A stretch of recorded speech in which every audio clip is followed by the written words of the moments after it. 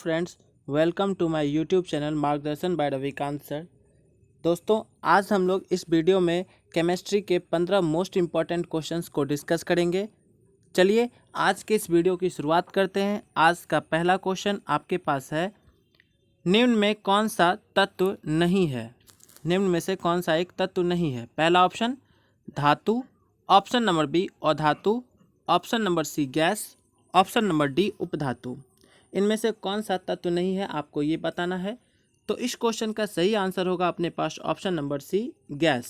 Gas कोई तत्व नहीं होता है, क्योंकि आवर्त सारणी में तत्वों को तीन प्रमुख भागों में बांटा गया है। जो आवर्त सारणी है उसको तीन भागों में बांटा गया है, एक तो धातु, एक अधातु और उपधातु, तीन भाग में। जबकि सभी अक्रिय गैस, जितने भी अक्रिय गैस हैं, इनर्ट गैस हैं या नोबेल गैस जिसको कहते हैं हम लोग, तो जितना भी नोबेल गैस इनर्ट गैस है इसको अधातु की श्रेणी में रखा गया है, अधातु की श्रेणी में रखा गया है, ये ध्यान रखना है। ठीक है, चलें अगले क्वेश्चन की तरफ चलते हैं। आज का नेक्स्ट क्वेश्चन, अगला क्वेश्चन 122 नंबर क्वेश्चन, ब्रोमीन कैसा होता है? पहला ऑप्शन रंगहीन गैस है ब्रोमीन, ऑप्शन नंबर बी भूरी ठोस है, ऑप्शन नंबर सी अत्यंत ज्वलनशील गैस है और ऑप्शन नंबर डी लाल द्रव है। तो इस क्वेश्चन का सही आंसर होगा ऑप्शन नंबर डी लाल द्रव, क्योंकि ब्रोमीन जो है वो लाल द्रव होता है। ब्रोमीन क्या होता है? लाल द्रव। और दूसरी ब्रोमीन की खासियत क्या है कि ये द्रव अवस्था में रहने वाला अधातु है। जो ब्रोमीन है ये द्रव अवस्था में रहने वाला अधातु है। तो निश्चित रूप से ये भी हम लोग को जानना चाहिए कि द्रव अवस्था में रहने वाला धातु कौन सा होता है। द्रव अवस्था में रहने वाला धातु है पारा। द्रव अवस्था में रहने वाला धातु पारा। जबकि कमरे के तापमान पर द्रव अवस्था में, लिक्विड में रहने वाला धातु कौन सा है? ये धातु तो है, लेकिन ये कमरे के तापमान पर कौन सा होगा? कमरे के तापमान पर लिक्विड या द्रव अवस्था में रहने वाला धातु कौन सी? तो गैलियम। तब याद रखेंगे हम लोग गैलियम। क्या हो जाएगा? गैलियम हो जाएगा। ठीक है, चलिए तो हम लोग दो तीन चीज़ देखें कि द्रव अवस्था में रहने वाला अधातु ब्रोमीन, द्रव अवस्था में रहने वाला धातु पारा, कमरे के तापमान पर द्रव अवस्था में रहने वाला धातु गैलियम। ध्यान रखना है। अगला क्वेश्चन चलते हैं, next question, question number 123, 123 number question. Question है, गैल्वेनाइज्ड लोहे के पाइप पर परत होती है। किसकी परत होती है भाई? जास्ता की, पारा की जिसको मरकरी कहते हैं, लेड, सीसा, क्रोमियम, किसका? तो चलिए इस क्वेश्चन का सही आंसर, बहुत अच्छा, सभी लोग ट्राई करेंगे, कोशिश करेंगे खुद से, जस्ता। गैल्वेनाइज्ड लोहे के पाइप पर जस्ता की, जिंक की परत होती है। जस्ता मतलब जिंक की परत होती है। ठीक है, क्योंकि लोहे को जंग लगने से, जो लोहा में जंग लगता है उससे बचाने के लिए हम उस पर क्या करते हैं? जिंक की या जस्ते की लेप चढ़ा देते हैं। ठीक है, और इसी प्रक्रिया को क्या कहते हैं? गैल्वेनाइजेशन कहते हैं। ठीक है ना, तो लोहा पर जंग लगने से बचाने के लिए हम लोग जिंक का यूज करते हैं, और जिंक को की परत चढ़ाने को ही हम लोग क्या कहते हैं? गैल्वेनाइजेशन कहते हैं। चलिए अगला क्वेश्चन देखते हैं, next question, question number 124, 124। Bakelite किस किस से मिलकर बनता है? पहला ऑप्शन है अपने पास urea plus formaldehyde, option number B phenol और formaldehyde, option number C phenol और फॉर्मलडिहाइड। अच्छा, ये दो ऑप्शन सेम ही हो गया है। ठीक है, जबकि यहाँ पे होना चाहिए फिनॉल और आप एसीटल्डिहाइड कर लीजिए। चलिए कोई नहीं, रहने देते हैं। इस क्वेश्चन का वैसे सही आंसर यही होगा, फेनॉल प्लस फॉर्मलडिहाइड, है ना। यहाँ फेजॉल नहीं, यहाँ फेनॉल ही होना चाहिए था। तो फेनॉल प्लस फॉर्मलडिहाइड, इन दोनों से मिलकर क्या होता है? बेकेलाइट बनता है। ठीक है ना, जबकि बेकेलाइट जो है, बेकेलाइट ये एक आरंभिक प्लास्टिक है। बेकेलाइट क्या है? एक प्लास्टिक है। और बेकेलाइट एक, हम लोग जानते हैं कि थर्मोस्टेटिंग प्लास्टिक है। ठीक है, और इसका जो खोज है बैकलैंड ने किया था। किसने किया था? बैकलैंड ने। बेकेलाइट एक प्लास्टिक है, थर्मोस्टेटिंग प्लास्टिक है, और इसकी खोज वेकेलैंड ने किया था। किसने किया था? वेकेलैंड ने। वेकेलाइट की खोज वेकेलैंड ने किया था। और इसका प्रयोग जो है आप देखेंगे रेडियो, टेलीविज़न, बाल्टी, इन सब चीज़ों को बनाने में किया जाता है। बेकेलाइट का, ये बेकेलाइट प्लास्टिक का यूज रेडियो बनाने में, बाल्टी बनाने में, टेलीविज़न बनाने में, टीवी बनाने में, रेडियो बनाने में, इन सब चीज़ों में यूज किया जाता है बेकेलाइट का। चलिए अगला क्वेश्चन देखते हैं 125 नंबर। दोस्तों यदि आपको ये वीडियो अच्छा लग रहा हो, आपको क्वेश्चन याद हो रहा हो, तो 125 नंबर क्वेश्चन यदि आज हम लोग पढ़ रहे हैं तो इससे पहले का क्वेश्चन भी इससे पहले के वीडियो में दिया गया है। आप यदि अभी तक उसको नहीं देखे हैं तो प्लेलिस्ट में देखिए, आपको 250 250 क्वेश्चन फिजिक्स, 250 केमिस्ट्री और 250 बायोलॉजी का हम लोग साइंस का मैराथन लेके चले हैं। तो इससे पहले का वीडियो जितना भी है सबका इसके डिस्क्रिप्शन में लिंक दिया है, आप उसको देखिए और क्वेश्चन एनालाइज कीजिए, याद कीजिए। हवा में जिस गैस की मात्रा अधिक होती है वह कौन सी गैस है? पहला option hydrogen, option number B oxygen, option number C carbon dioxide और ऑप्शन नंबर डी नाइट्रोजन। तो जल्दी से बताएंगे, हवा में कौन सी गैस, जिस गैस की मात्रा अधिक होती है वह कौन सी गैस है? Good, nitrogen. कौन सी गैस है? नाइट्रोजन, क्योंकि हवा में नाइट्रोजन की मात्रा 78% 78% होता है, जबकि ऑक्सीजन कितना होता है? 21% 21% होता है। और यदि हम अन्य गैस की बात करें तो कार्बन डाइऑक्साइड तो आपको मालूम है 0.03% होता है। हवा में कार्बन डाइऑक्साइड की मात्रा कितनी है? 0.03%। ऑर्गन 0.93, जैसे ऑर्गन की बात किया जाए आर्गन की, तो ये 0.93% होता है। बाकी सब जितना भी है उन सब को मिलाकर 1% के लगभग, अन्य जितने भी होते हैं उन सब को मिलाकर 1%। तो सबसे ज़्यादा यदि कहा जाए तो नाइट्रोजन 78-78% हवा में पाया जाता है। चलिए अगला क्वेश्चन देखते हैं, क्वेश्चन नंबर 126, 126 नंबर क्वेश्चन। टूटी हुई हड्डी की रक्षा के लिए प्लास्टर ऑफ पेरिस का प्रयोग होता है। ये प्लास्टर ऑफ पेरिस क्या है? ये क्या होता है? इसका दूसरा नाम क्या है? हम ये भी पूछ सकते हैं आपसे, प्लास्टर ऑफ पेरिस को हम लोग क्या कहते हैं, दूसरा नाम क्या है? बुझा हुआ चूना, कैल्शियम कार्बोनेट, जिप्सम या कैल्शियम ऑक्साइड? तो इस क्वेश्चन का सही answer option number C gypsum होगा। हम लोग प्लास्टर ऑफ पेरिस को ही जिप्सम भी कहते हैं। जिप्सम को जब हम लोग 120 डिग्री सेल्सियस पर गर्म करते हैं तो यही क्या बनता है? प्लास्टर ऑफ पेरिस बनता है। कितने डिग्री सेल्सियस पर? 120 डिग्री सेल्सियस पर जब इसको गर्म किया जाता है तब ये क्या देता है? प्लास्टर ऑफ पेरिस देता है। ये ध्यान रखना है। चलिए क्लियर है, आगे बढ़ते हैं अगले क्वेश्चन की ओर। नेक्स्ट क्वेश्चन देखते हैं हम लोग, अगला क्वेश्चन, क्वेश्चन नंबर 127 127। चलिए 127 नंबर क्वेश्चन को हम लोग देखते हैं, करते हैं। क्वेश्चन है, निम्न में से किस में न्यूट्रॉन अनुपस्थित रहता है? किस में न्यूट्रॉन अनुपस्थित रहता है? ठीक है, तो पहला ऑप्शन है अपने पास हीलियम, हाइड्रोजन, ऑक्सीजन और बेरिलियम। तो इस क्वेश्चन का सही आंसर होगा हाइड्रोजन। क्या होगा? हाइड्रोजन। हाइड्रोजन में न्यूट्रॉन अनुपस्थित रहता है, एब्सेंस रहता है, हाइड्रोजन नहीं होता है। तो हाइड्रोजन के परमाणु में एक इलेक्ट्रॉन और एक प्रोटॉन होता है। हाइड्रोजन के परमाणु में आप ध्यान रखेंगे कि एक इलेक्ट्रॉन होता है और एक प्रोटॉन होता है, न्यूट्रॉन इसके परमाणु में नहीं होता है। तो इस क्वेश्चन का सही आंसर होता है ऑप्शन नंबर बी हाइड्रोजन। चलिए देखते हैं दोस्तों, आगे बढ़ते हैं अगले क्वेश्चन की ओर। नेक्स्ट क्वेश्चन दोस्तों, हम लोग जानते हैं दुनिया एक महान व्यायामशाला है जहां हम खुद को मजबूत करने के लिए आते हैं, और आप जितना ज़्यादा खुद को मजबूत करेंगे आप उतना ही आगे बढ़ेंगे। और आप यदि अपनी मेहनत को जब आप अपना हथियार बनाते हैं तो फिर सफलता आपके पास खुद ही चल कर आती है। चलिए दोस्तों, इसी के साथ अगले क्वेश्चन की ओर बढ़ते हैं। Next question, question number 128 128।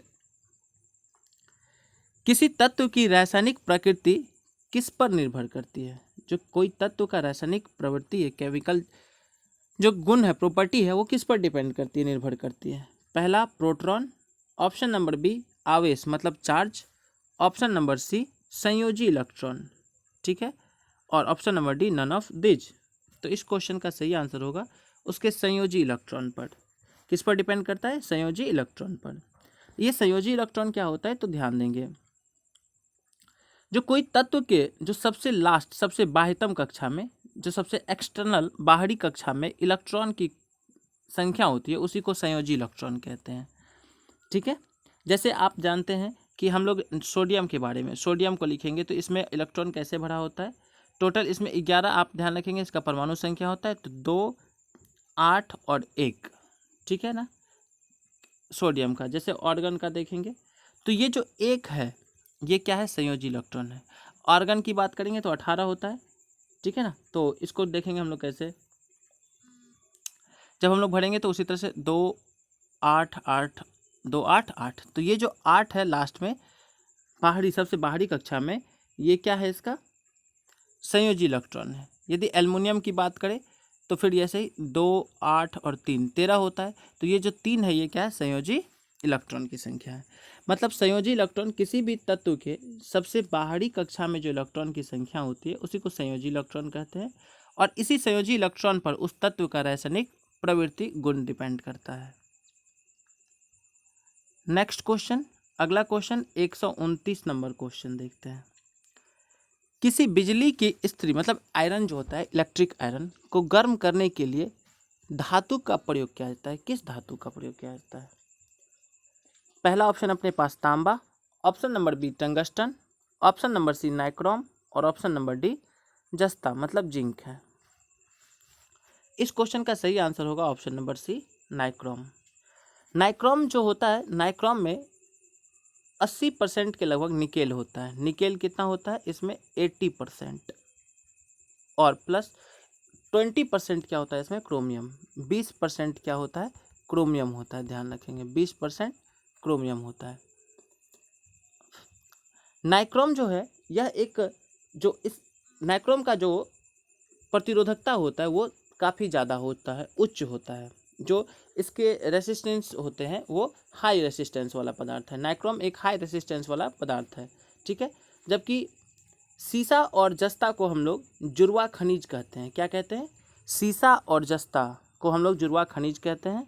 और टंगस्टन एक और शब्द आता है, एक और ध्यान रखना है हम लोग को टंगस्टन के बारे में। टंगस्टन को हम लोग ओमेगा से, डब्ल्यू से सूचित करते हैं टंगस्टन को, ठीक है ना।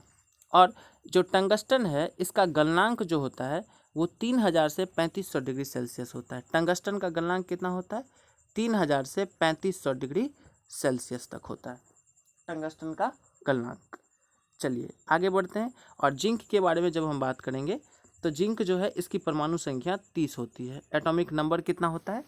30 होता है, परमाणु संख्या 30 होती है। जबकि टंगस्टन को हम लोग डब्ल्यू से, और इसकी जो गलनांक होती है 3000 डिग्री सेल्सियस से 3500 डिग्री सेल्सियस के बीच होता है। चलिए अगला क्वेश्चन देखते हैं। Next question, question number 130, 130 number. कौन सी धातु हथेली पर रखने से पिघल जाती है? देखो काफ़ी इंपॉर्टेंट क्वेश्चन, मज़ेदार क्वेश्चन है आपके लिए, बनाइए। देखिए जैसे कि हम लोग इस क्वेश्चन, इस वीडियो का हम लोगों का थंबनेल होता है खुद को कोशिश करने का और खुद को चेक करने के लिए कि आपका कितना तैयारी है, कितना क्वेश्चन आप खुद से कर पाते हैं। तो सेम ऐसे ही आप पहले खुद से क्वेश्चन बनाइए, फिर आप डिस्कशन को देखिए, जो उससे रिलेटेड चीज़ होगा वो आपका क्लियर होते चलेगा। तो क्वेश्चन है, कौन सी धातु हथेली पर रखने से पिघल जाती है? देखो कितना अच्छा मोस्ट इंपॉर्टेंट क्वेश्चन है आपके लिए, काफ़ी इंटरेस्टिंग क्वेश्चन। तो इस क्वेश्चन का सही आंसर होगा गैलियम। क्या हो जाएगा? गैलियम। गैलियम को जब आप हथेली पर रखेंगे तो वो पिघल जाता है। और द्रव अवस्था में रहने वाला अधातु, अभी तुरंत हम पढ़ाए थे आपको, चलिए देखिए बहुत अच्छा। द्रव अवस्था में रहने वाला अधातु कौन सा है? ब्रोमीन है। कौन सा है? ब्रोमीन। जबकि धातु कहेगा तो कौन सा हो जाएगा? द्रव अवस्था में रहने वाला धातु तो मरकरी हो जाएगा, पारा हो जाएगा। और कमरे के तापमान पर द्रव अवस्था में रहने वाला धातु तब कहा जाएगा गैलियम। कमरे के तापमान पर, फिर से सुनेंगे, कमरे के तापमान पर द्रव अवस्था में रहने वाला धातु गैलियम, द्रव अवस्था में रहने वाला धातु पारा मरकरी, और द्रव अवस्था में रहने वाला अधातु ब्रोमीन होता है, ठीक है। जबकि आप जानते हैं जो गैलियम का गलनांक है, मेल्टिंग पॉइंट होता है, वो 29.8 डिग्री सेल्सियस होता है। गैलियम का जो मेल्टिंग पॉइंट है वो कितना है? 29.8 डिग्री सेल्सियस।